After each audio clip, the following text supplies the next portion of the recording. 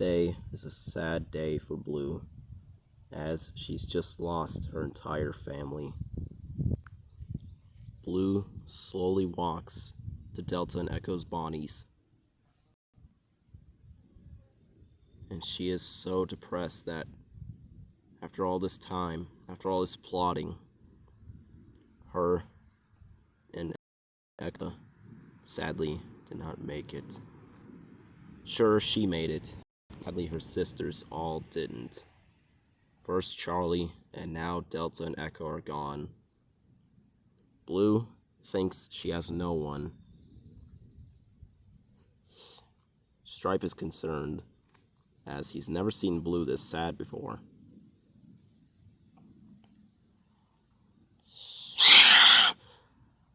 Blue is getting frustrated at everything. She's just lost her entire family, and now she's basically lost the fight. However, Stripe tells her to not give up, since there's still hope, and Ripper will one day fall. For now, he ushers for her to come with him, since they have to get cleaned up after that nasty fight. Later on in the day, we see the two sleeping, and it also looks like Stripe is waking up. Stripe is kind of sad for Blue, since he knows how it feels to lose a family. So, he decides to go over to her. He noticed that they've not hunted yet, so he's telling her to go hunt together. As the two are walking, they see a potential target to hunt. Only a few feet away, they see a huge herd of herbivores. A couple of ankylosauruses,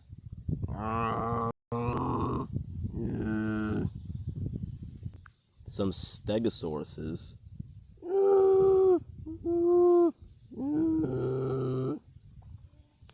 a kentrosaurus,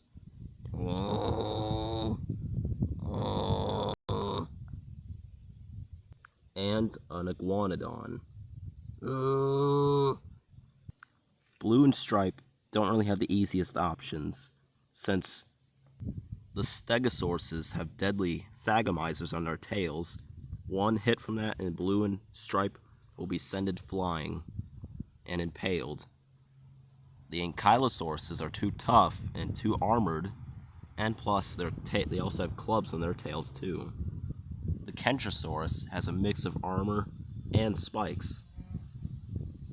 However, the easiest target might be the iguanodon, though the iguanodon has still one deadly trait that can kill both of them.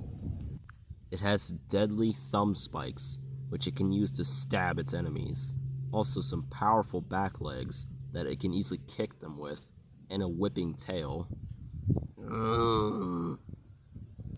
But considering Blue and Stripe don't have many options, they choose the iguanodon. Stripe tells Blue to come over here, since it is easier if they choose this way. They sneak into the shrubs. Stripe quickly dives into some bushes to try and camouflage himself to make sure that these herbivores don't see him, whilst their victim is getting ready to take a nap, giving them a perfect opportunity to strike. And so they do.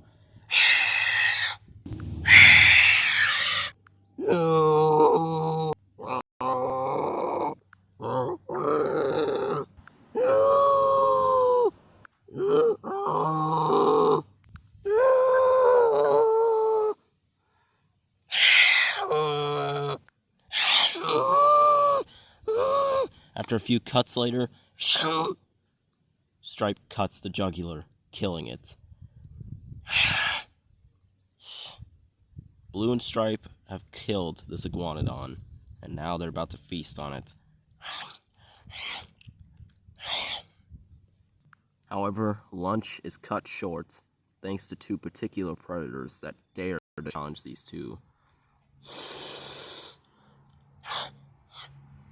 The two turn, and they see some peculiar-looking creatures. Only a few feet away, they see some Dimetrodons. It's been a while since we've seen these kinds of creatures. And these creatures are not dinosaurs, as you know. They are just prehistoric sailed lizards from the Triassic period all the way up to possibly the Cretaceous.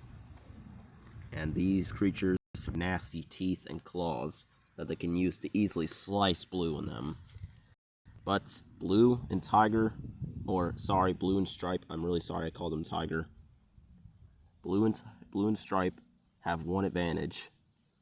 Not only they too have claws and teeth, but they've also got numbers, as there are two of them. Sadly, there are two Dimetrodons as well. So it looks like it's a 2v2 battle. But before the Dimetrodons can even attack, that's when suddenly it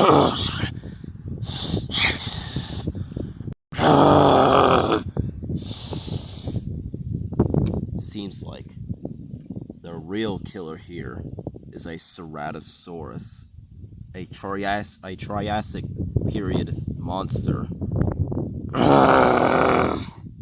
And he too also wants that meal. The good news is that the Ceratosaurus has no partners, but the bad news is Ceratosaurus has a little bit of a size advantage.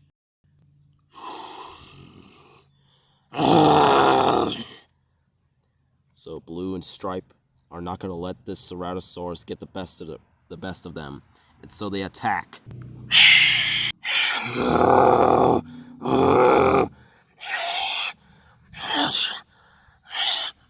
Blue has just sliced the Ceratosaurus' face.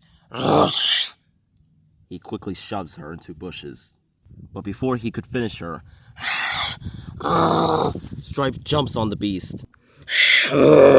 Before Stripe could finish it, he flips over, knocking Stripe down. But before he could get a bite, Blue strikes again.